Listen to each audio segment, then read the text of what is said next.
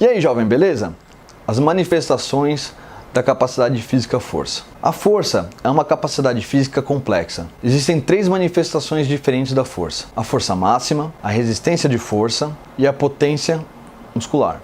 A força máxima, traduzindo de um jeito bem simples, é o máximo que você consegue levantar de peso de uma vez só. A resistência de força é o número que você consegue realizar de repetições com determinada sobrecarga. A potência muscular é o quanto você consegue gerar de aceleração com uma carga. Isso vem da física, onde força é massa vezes aceleração. Você deve estar se perguntando, e a hipertrofia, onde se encaixa nisso? Acontece que a hipertrofia é um mecanismo de ganho de força, né?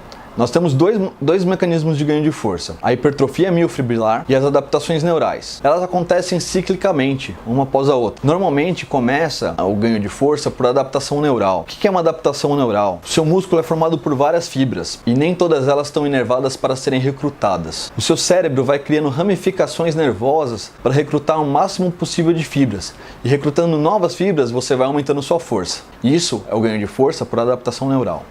A hipertrofia miofibrilar vem do engrossamento das fibras. Isso é hipertrofia, né? É o aumento do tecido por engrossamento das células, ou aumento das células, né? No caso, da fibra muscular, o engrossamento da fibra muscular. A fibra muscular, ela é composta por várias fibrinhas, digamos assim, não é bem isso, tá? Mas são as menores unidades motoras que são chamadas de sarcômero. Quando você treina, você destrói esses sarcômeros.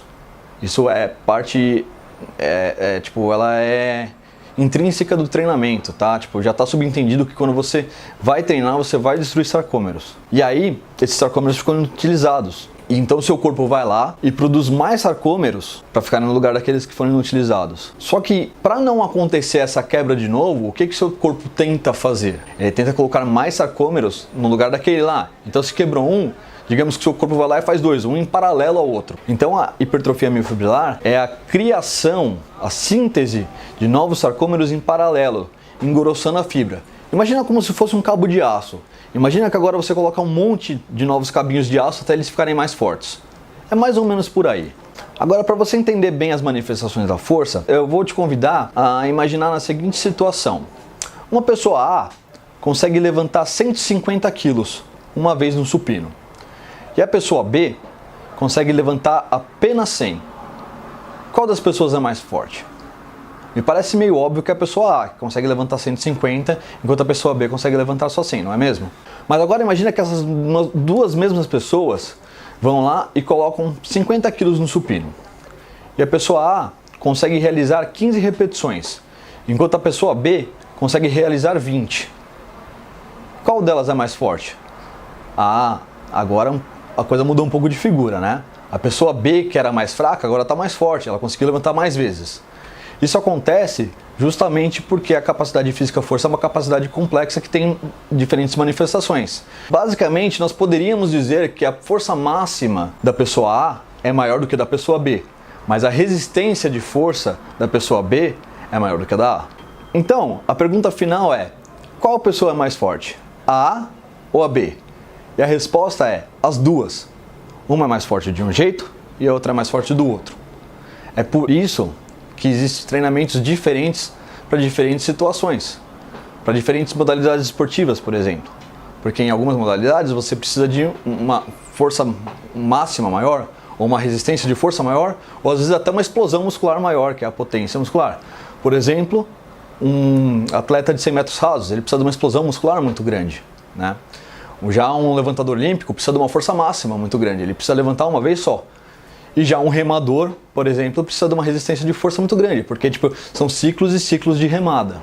Só que assim, quando nós treinamos uma determinada manifestação de força, quer dizer, um protocolo que visa treinar determinada manifestação da força, nós treinamos todas as manifestações da força ao mesmo tempo.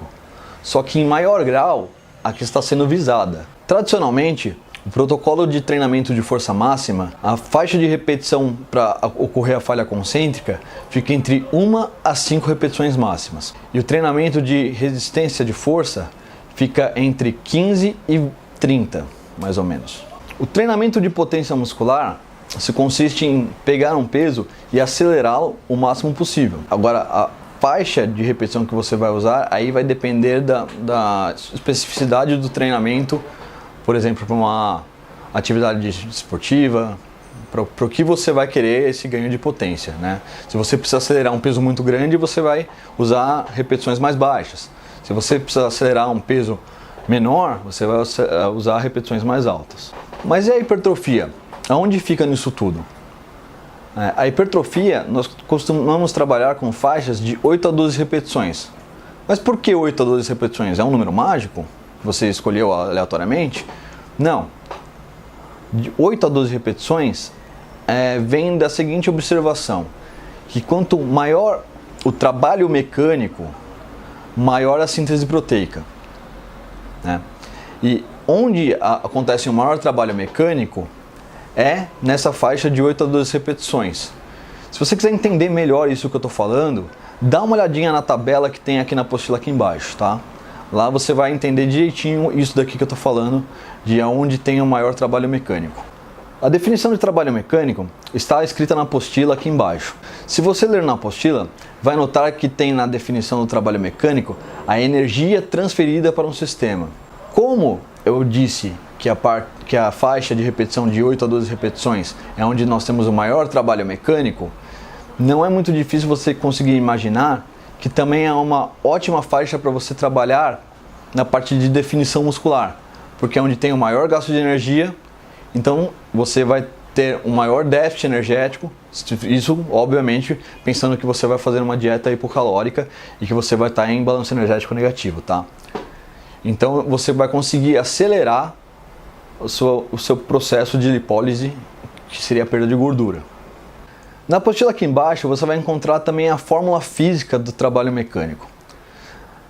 Observa que aí tem força vezes distância.